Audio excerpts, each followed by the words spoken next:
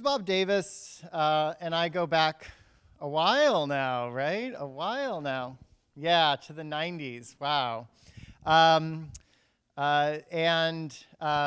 We were both deeply involved in this organization that I've already told you about in different contexts in this class, the Glbt Historical Society, which became not just the big archive that it is, but also the Glbt History Museum in San Francisco. And so it's a natural evolution of that, I think, that Ms. Bob Davis has become the founder and director of the Louise Lawrence Transgender Archive. She began writing about transgender history in the 1990s for transgender community publications, such as Ladylike, Transgender Community News, and Transgender Tapestry. She also collaborated with Ardell Ardell Thomas on the brand new Introduction to Transgender Studies, which is something that it's a volume that we're going to be using next semester in Intro to Queer Studies. So if you're liking this class and you want more of it, take Intro to Queer Studies next semester. Ms. Bob has taught music at City College of San Francisco now for over 40 years. And let's give a big warm welcome to Ms. Bob Davis.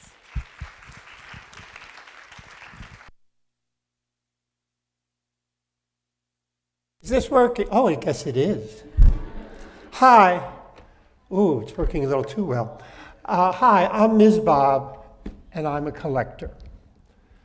And I say that in the same spirit as people who rise at 12-step meetings, come to the front of the room, take the podium, and confess long years of addiction and abuse. Hi. My name is Ms. Bob, and I'm a collector.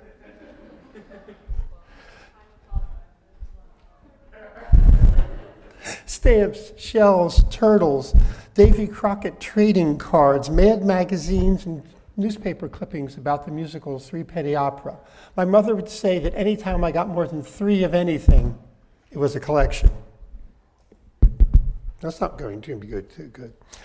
I didn't start this collection, which has become a kind of life's work, till 1979, the first time I had an apartment of my own. Now, I'm still actively collecting, and I would trade my virginity for a copy of Transvestia, Volume 1, Number 1, January 1960. But unfortunately, it's too late. I don't like this, Mike. But I'm a collector, not a miser. As Don said, I started writing in the 90s, doing research from the collection I'd acquired over almost 15 years at that point, and writing about transgender history, and that's why I established the Louise Lawrence Transgender Archive a year ago. It's in Vallejo. I encourage you to look at our website. We're open by appointment. You're welcome if you need a research source. And if you like some swag, I've got some buttons and stickers about Louise with me. Louise is a transgendered woman who started living as a woman in 1942 in Berkeley without the use of hormones, without any medical intervention. This talk is kind of a wandering through the photography archive at the collection. We're going to talk about transgender photos in groups, many different kinds, many different circumstances, but there'll be a couple of themes I'm going to keep hitting. One, are we looking at identity? I've got some theories, some practices I'm going to talk about in the beginning that will give you the outlines of what I look for when I'm trying to see, is there transgender identity present in these photographs?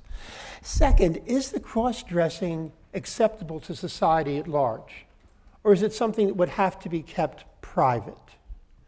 And third, is there any sexual or erotic content going on? Now, I'm going to be now all of those are somewhat subjective.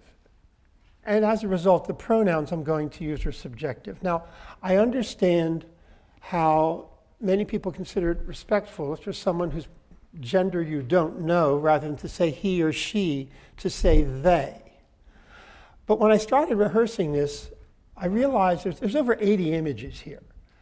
And to identify over 80 people, calling all of them they, did not make things any clearer, I felt. Also, the people in these images go from the late 19th century to about 1970, and I would prefer to identify these people with pronouns they would understand. They would not understand, I don't think, a single person being described by a plural pronoun. That didn't come until many years after most of these people were dead. So excuse me for pointing it out, but the pronoun identifications are also subjective.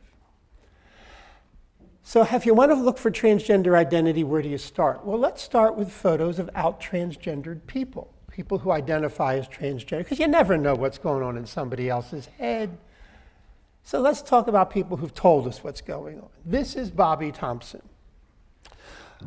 I bought Bobby Thompson's collection 25 years ago, approximately, from Betty Wharton.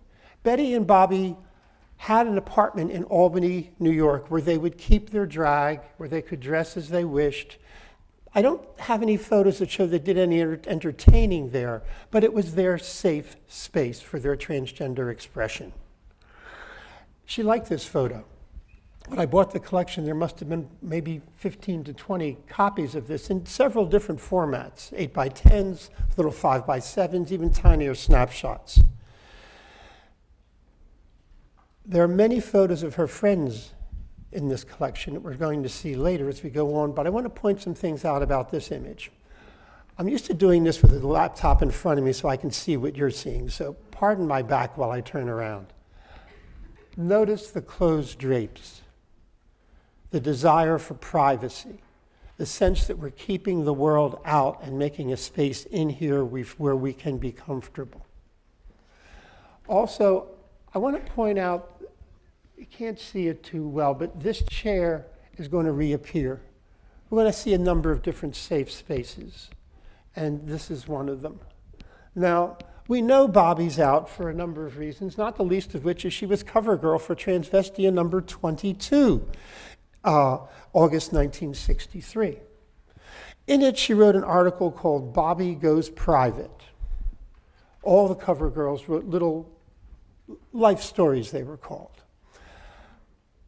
I want to take a side trip here before I read you a quote from Bobby's life story to tell you about Susanna Valenti and her wife Marie Valenti. Susanna and Marie ran a series of safe spaces for what were then called, and people would probably identify themselves as transvestites.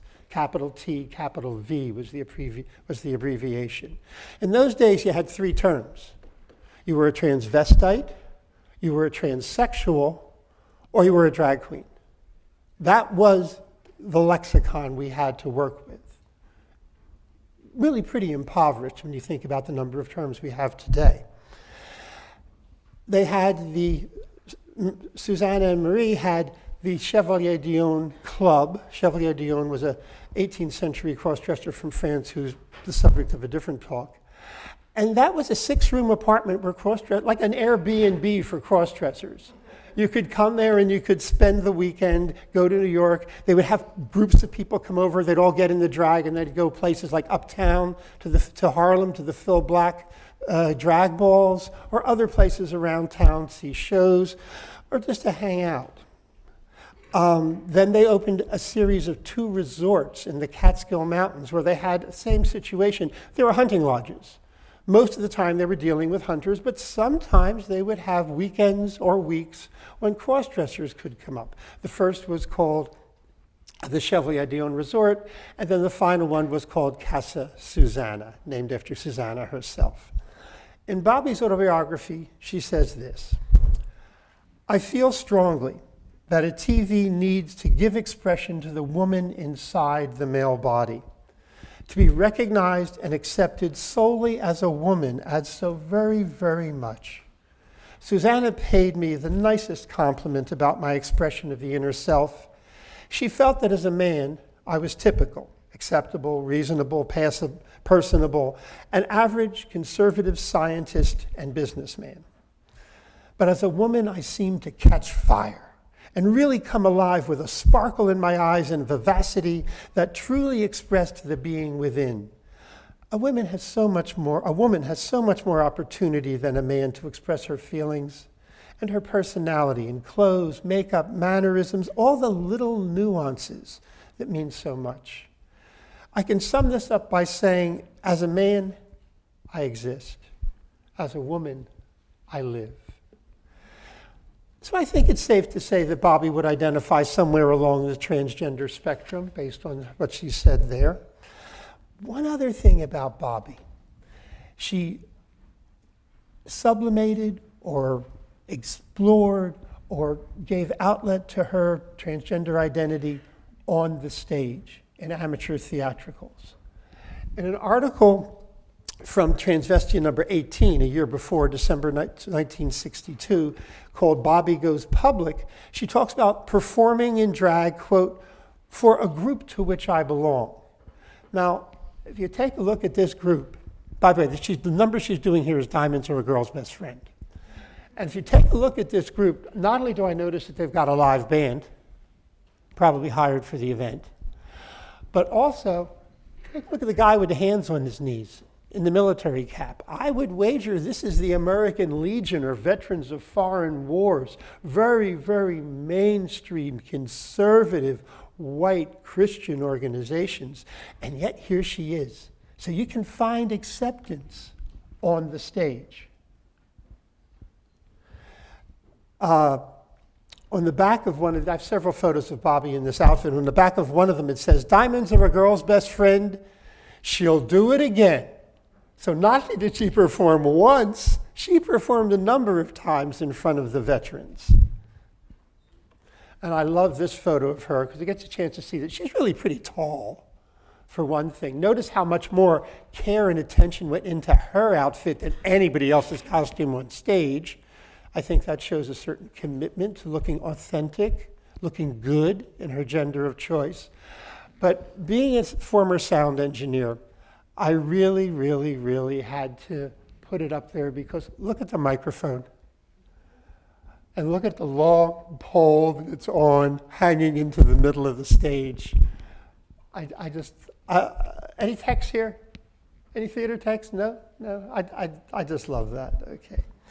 Now, I want to go back to the notion of privacy. What's a good way to take a private photo? Take a selfie, right? You don't have to need anybody else for that. Well, I want to show you the original selfie, the world's first selfie. This photo is from France. And I figure this is 40s. And even when I was in college and high school, the way you would take a photograph, one of the ways you could do it, would be to have an air bulb that you would squeeze, had a hollow tube, and the compression of the air would release the shutter. Anybody ever seen this before? Nod, say yes, wiggle your ears. It helps me talk, damn it. Thank you, thank you, thank you. It's hard to work with you. Come on. If you take a look at her left hand, the one with the finger at it, and you can't see it too well, she's got one of those little squeeze bulbs. And you can see just barely the wire going over the doorknob. Just look close enough. I have 4 photos of her, all taken in the same way. But one other thing I want to point out here, a little bit erotic perhaps to some people, but look at the way she's hiding her genitals. She not only wants to look female or feminine in dress and in manner, but she wants to look female from the skin out. And I think when you see that, we can look at identity.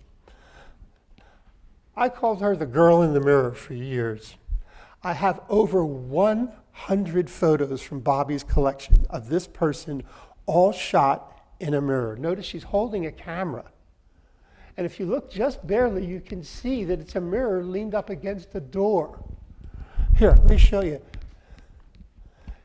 Here, on the left, you can see the doorknob. There's never anyone else in these photos. There's over 100 of them with 30 different looks. And by different looks, I don't mean just changing, adding a scarf, changing the jewelry, putting on a different blouse. I mean completely different looks. Eventually, I found out who this was. In a publication called Transvestite World Directory, put out by the Empathy Club in Seattle, Washington. It was done in the 1970s. It was a contact magazine. And in 3 separate issues, the same ad runs. Connecticut-male. Interested in corresponding or meeting with other TVs. Dress every day. Love high heels and high fashion. Will answer all. Signed Johnny, Jony. Box EC 805. The way these publications worked is you would send a letter to the publication. They would then forward it to the person in the photograph, the person who placed the ad. If the person who placed the ad wanted to get in touch with you, then you could communicate directly. But the initial contact was private and you were protected. That was very, very important. So let's talk about privacy a little more. Again, oh, I'm sorry, there's Johnny one more time. This is Eileen. The photo is from April 1964 in her big white hat. We're going to see that chair and these drapes, again, the private drapes. We're going to see this chair a number of times in the photos. Eileen was a friend of Bobby's. We see a lot of photos of them. And they'll have whole evenings when they got together and I'll take your photo, now you take my photo, now I'll wear your dress, now you wear my dress. And you can just see back and forth how they spent their time. One other thing you'll see from Eileen, I don't know if you noticed in Bobby's first photo, the mink coat, the full-length mink coat. It was Eileen's. Eileen's very well heeled. She has a lot of mink. Also blue fox, which she's very fond of. Again, photo behind the closed drapes. Maybe like Bobby, she sent this out. Don't know who this is. Photos from March 1972. But the one important thing about these closed drapes and these private situations and circumstances is that behind these drapes, we begin to see the beginnings of community.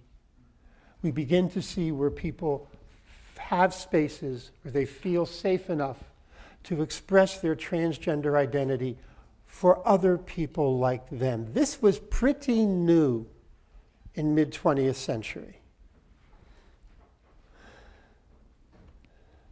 This is Bobby's friend Sheila on the left, Sheila Norris, and that's Paula on the right.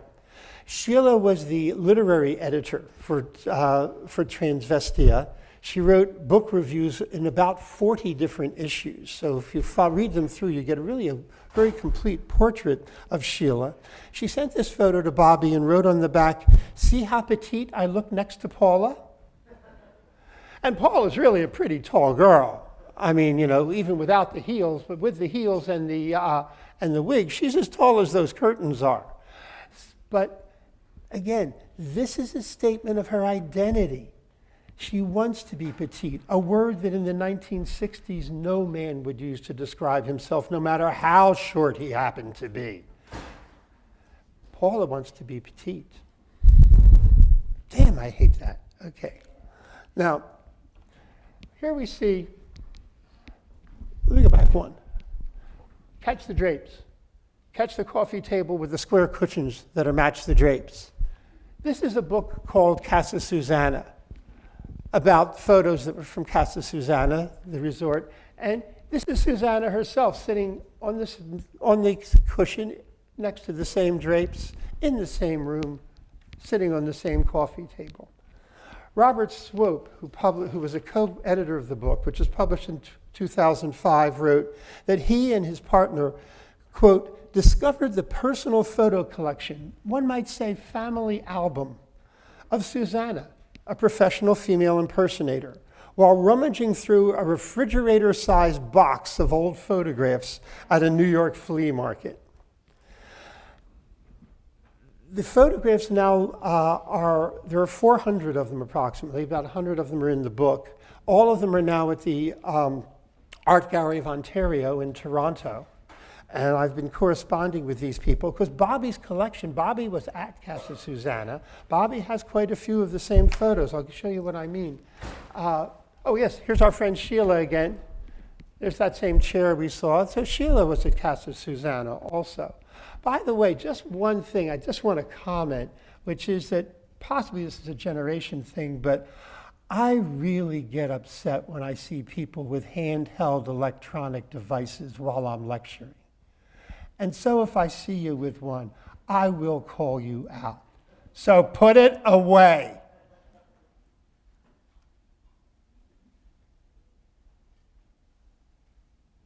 Sir,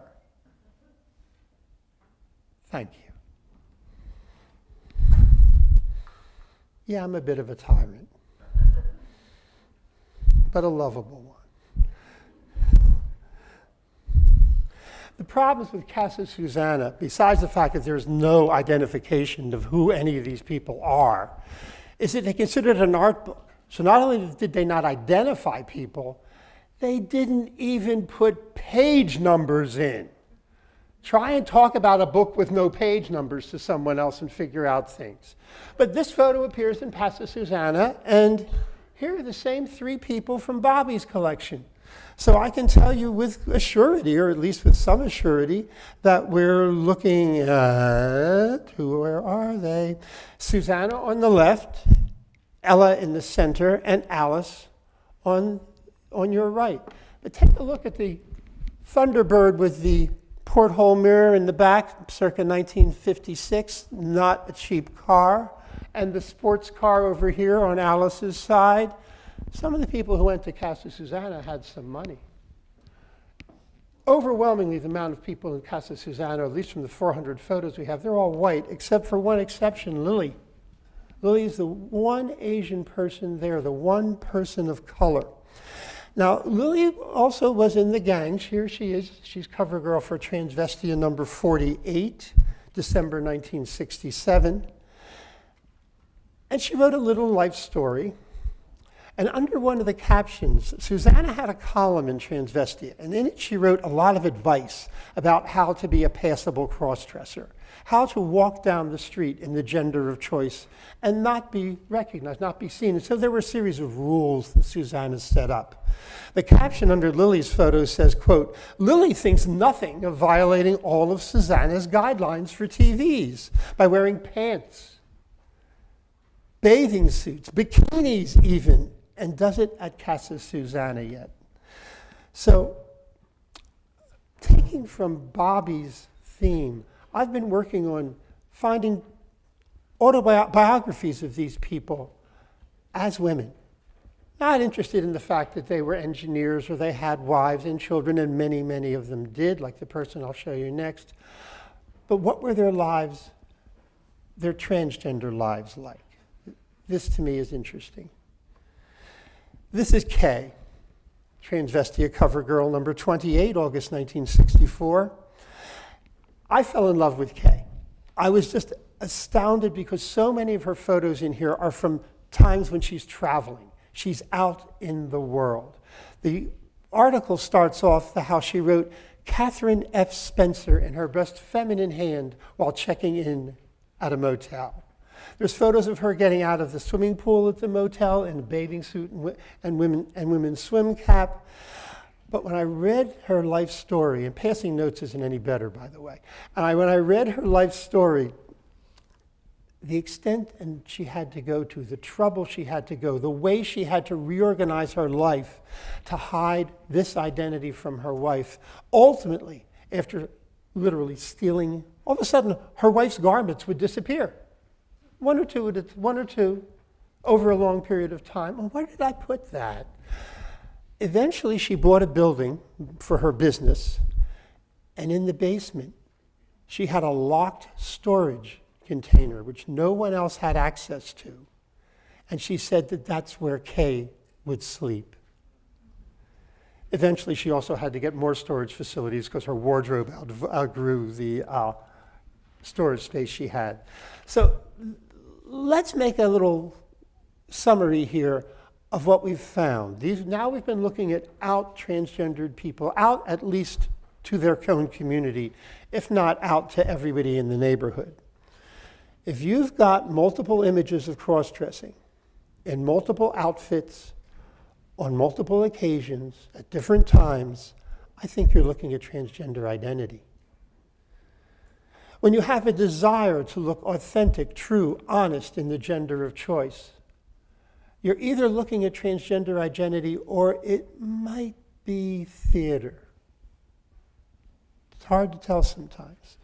But definitely, if you see if you see that plus a photograph that has a definite feeling of privacy, to the point of claustrophobia sometimes, then I think we're seeing someone who is not only transgender, but very interested in guarding that. They have another life they don't want to share it with. This could be an anonymous location, motel rooms, as well as simply just having the drapes closed.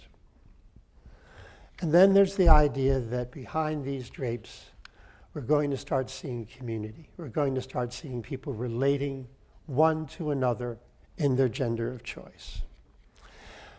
I now want to talk about what acceptance does. When cross-dressing is assumed not to be an expression of transgender identity, it might be, we never know what's going on in someone's head, but times, situations when then, and in many cases now, it's okay for a man to put on a dress or a woman to put on a suit. This photograph is from the Officers Club at the Major Air Force Base, Major Field, California. The date on the back is August 14th, 1948, during the Korean War. Oops, I'm sorry, that's K. I forgot to, there. I was one image off. This is the party from the Officers Club. Look at the different expressions. Okay, our first cross-dresser, well, they're all cross-dressed, right? Say yes? They're all cross-dressed, okay? She seems to be having a wonderful time. He's rolling his eyes. He's a little embarrassed about this, or at least kind of in a situation of, how did I get myself into this situation? Now, could that be a defense? That he's really enjoying it? Don't know. She seems perfectly content, looking square into the camera, looking very, very proper. And I love the horsing around she's doing by bowing her legs in her cowboy outfit, right? Like she spent years riding horses or cows or bulls or whatever those people ride. And she's not dressed at all, but he's ready for a party, right? He's got his bottle of wine, and she's cross-dressed, and I'm sure that the corncob pipe is a reference to or support of General Douglas MacArthur, who was at this time in a raging battle with the president, Harry Truman. But MacArthur was often characterized by the corncob pipe. Then there's also spur-of-the-moment cross-dressing. It just happens, okay? This is Ben Haywood from room 202 at Clemson. I don't know whether that's Clemson University in Texas or Clemson's the name of a dorm somewhere. This is January 1937.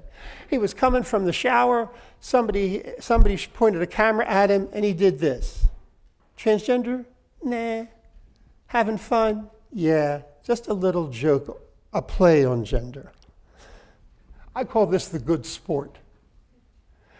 He's got his pants on, he's got his men's shoes on, but he's washing some clothes. If you can see in his right hand, he's got a bar of naphtha soap, which is what you used to use if you wanted to get stains out of things. You'd rub the soap on and then rub it on the washboard.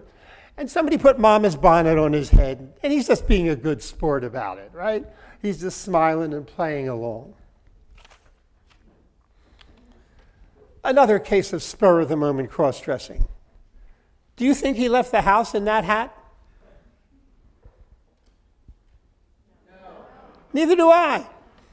I think he saw her and grabbed the hat from another woman who was in the area. But look at her. What do her clothes tell us? Do they fit her? Do they fit her? So she's telling us that the clothes do not fit.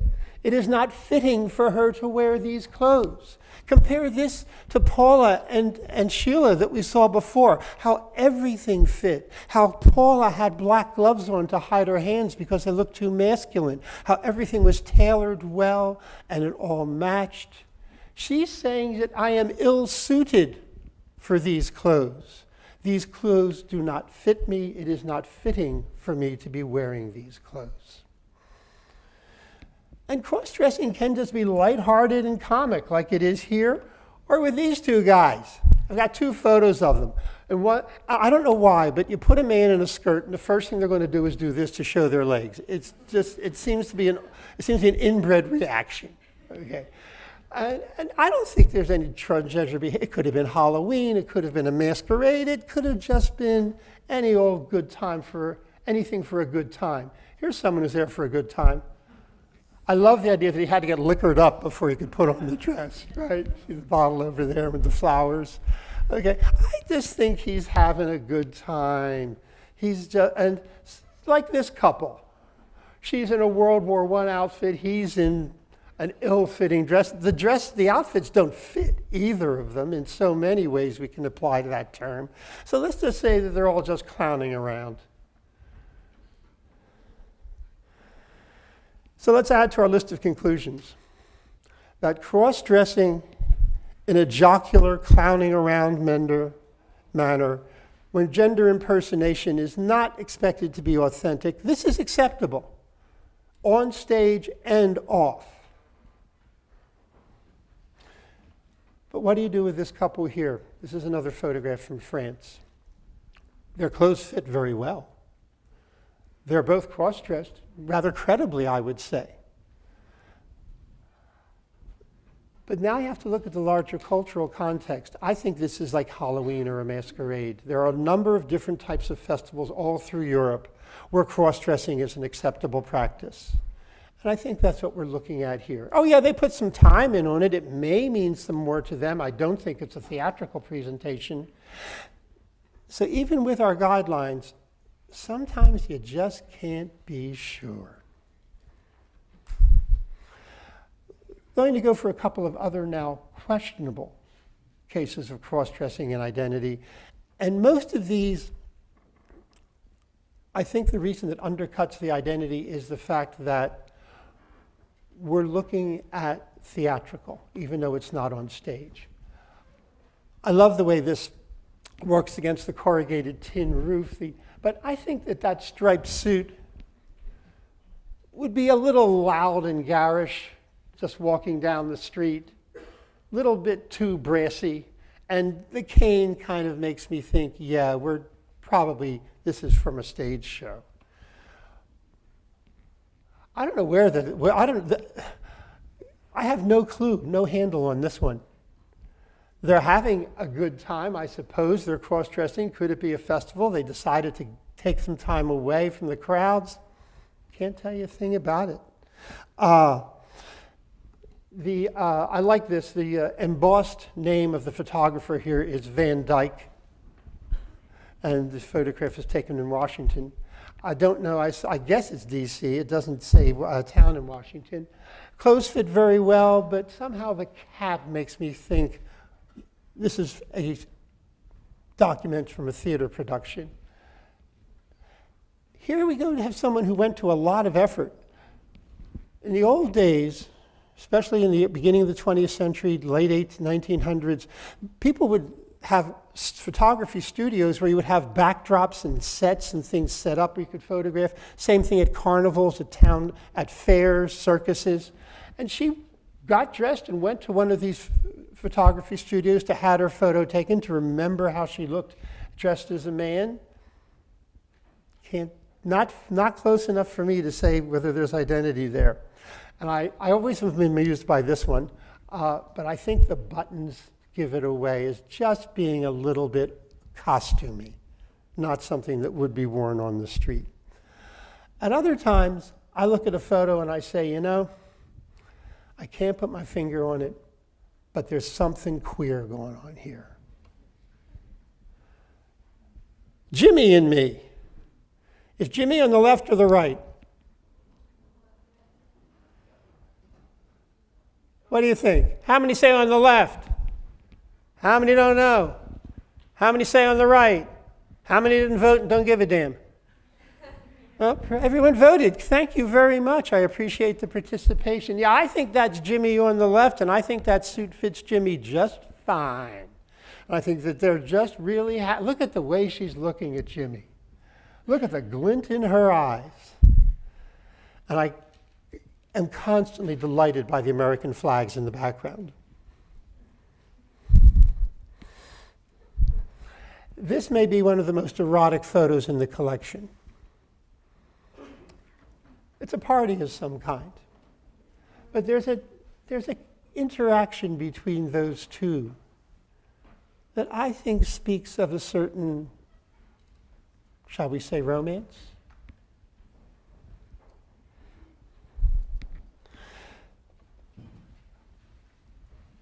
And aren't they having fun? I love this couple.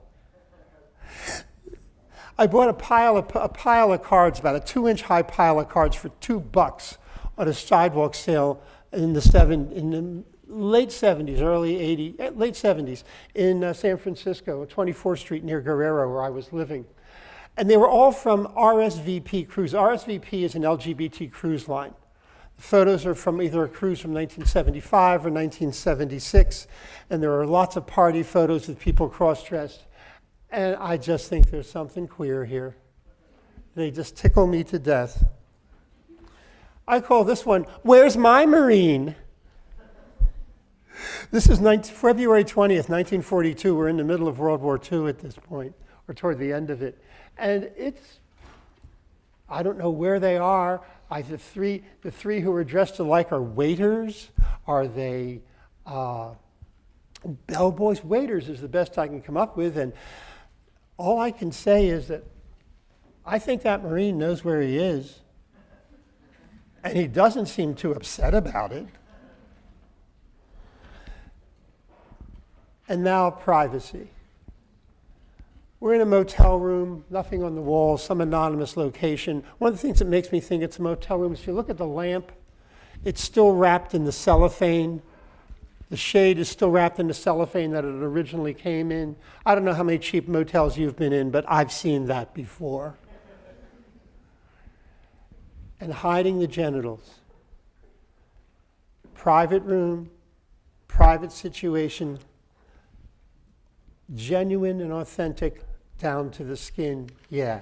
I think with only one photo in this set, we can say pretty clearly there's some type of gender identity being expressed here. How much time do I have, Don? You know, I never asked how long this class was. Yeah, you have like 9 minutes. Jeez! I ain't but halfway through. Come back next week. Let me do a couple of quickies, okay? I've got 3 sets now of photos where I've got from groups of photos of one person or of many people where there is cross-dressing. Here's one where I think there is identity. I call her the tall, thin girl. I've got 15 images of her on multiple occasions in multiple outfits, and most of them are interior, private. I love the fact that she doesn't wear a wig. But sometimes she had a friend come over and they took photos of each other. So here, I'll take the fan and the wig this time, and then you wear the fan, you wear the dress and take the fan the next time. So they're sharing, and so, but there must have been a third person. There must have been somebody else there because we've got a photo of them together. So yeah, I think we're looking at transgender identity here. This is a family album I bought. This is a photo from a family album. There's about 175 photos in the album. 30 of them feature cross-dressing, okay? Some of it's very casual, like just throw the bonnet on his head and take his photo. This outfit could have been put together for fun just in a few minutes. Same with this one, you know, just really quick. And sometimes they're engaging in satire, right? Where they have the 4 women, 3 of whom are cleaning. She's fixing a chair with using the hammer side of an axe, sweeping and dusting with a very disgusted look on her face, while the gentleman is seated, drinking his sarsaparilla, smoking his pipe, and reading the newspaper. They're just having fun. And they did it a lot. Look at the suppressed laughter on the woman on the right. She's having such a great time. Remember, this is the era before you could plug anything in. These are 1906, 1907 photographs. There's no electronic media. This is when people played cards, when people talked to each other, when they got together at people's homes for poetry readings or play readings or played Parcheesi. This particular group liked to dress up. That's what they did for their amusement. They have a mock wedding. There's about 6 photos of that. And they certainly aren't trying to hide it from the children. The kids are in a bunch of the photos. And there's even times when you think the cross-dressing may not be the most important point. Yeah, here's blackface. They might have done a little home minstrel show there, right? With two African-American quote-unquote imitators. And sometimes there's costuming here where cross-dressing isn't present at all. So no, even with 30 photos of cross-dressing, I don't think we're seeing transgender identity. I think we're seeing a bunch of people who just like to play dress up. Here's one that's a little more harder to define. This is in a photo album from Nebraska. There are 300 photos in it, and it's really clear that before they sold it to me, the dealer pulled out a lot of the images. Most of the photos are children, 120 of them. 42 photos are photos of 1 or 2 adults. 34 photos are groups of people, sometimes with children, but there are 18 photos of women cross-dressing in this collection, and only 16 photos of fishing. There's more photos of cross-dressing in this than there are photos of fishing, photos of a local flood, or photos of a local train wreck. Somebody cared about the cross-dressing and wanted to document it. Here's the first of the bunch. Pickled, they wrote in there. So they got drunk and they got cross-dressed, right? We're going to follow the woman on the right with the cigar, or who's also in the center staring straight at the camera in the other photo. She is in all of the cross-dressing photos. And when they did a mock wedding, February 6, 1916 in Ithaca, Nebraska, she was the groom. Not shown here is a photo where the bride, a couple of photos where the bride is sitting on the groom's lap. And here she is again, her third occasion of cross-dressing. She's the shorter woman. The tall woman is not cross-dressing in all the photos, but look at the affection here, the obvious affection. The taller woman in some of the photos is not cross-dressed, but dressed as a woman. Her looks like her everyday clothes. And in one photo, she's sitting on the other woman's lap. Is there some type of identity being expressed? Is this some type of lesbian or transgender identity? Almost enough information to say for sure. I think so. I'm not sure everyone would agree. I'm at a point where I'm just ready to go into theater. Do you do Q&A? I got a choice here, gang. I can either give you 3 minutes for a Q of A, or to put your coats on, as some of you are already doing, or I can do an imperfect run through the section about photos from theater. So got questions, or you want to hear more of me? Remember, you get extra points for questions. Don's going to pay me an extra $1 for every correct answer, so I'm hoping you have some. Yeah? I have a question. What do you look for when you're trying to find pictures or a collection? What is the goal? The question was, what is the goal when I find photos? At this point, I've got round numbers 2,000 images. So what I'm looking for is, does it tell me something I haven't seen before? Is it someone that I recognize where I can now have more depth and more understanding of this individual person? The other thing I look for, to be quite honest, is if you're going to go do this, you better know more about what you're looking at than the person who's selling it does. Otherwise, you're going to be paying a lot of money for something. But if you know more than they do, you can spend $1 or $2 and get something that has great moment, great interest, and something you really can talk about. So those are the things I look for. Also, look, if I had more money, I'd have more photos. It's that simple. As I said before, collecting is addicting. Any other questions? The Louise Lawrence Transgender Archive in Vallejo is open. We have many, many items beside photographs, magazines, newsletters, drinking mugs, matchbook covers from New Orleans drag bars in the 1950s. Come on by, come and visit. Yes, Don. Why is it important to have a specific trans archive as opposed to an LGBTQ archive? What does that do for us? That's a really good question that I haven't thought about, so let me try and go off the top of my head here.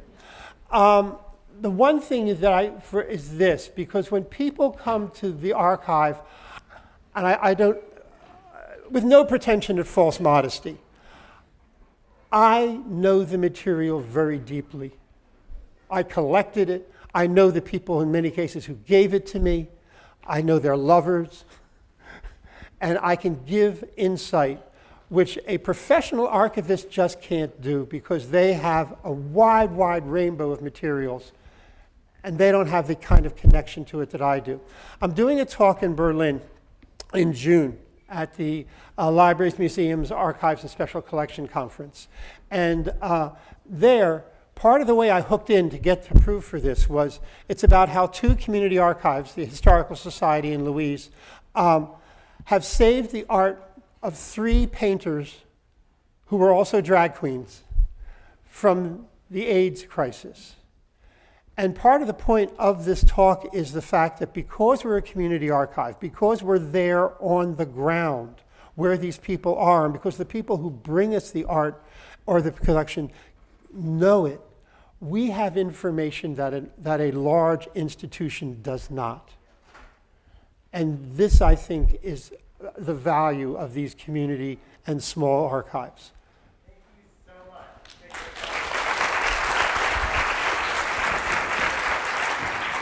Thank you all very much. If any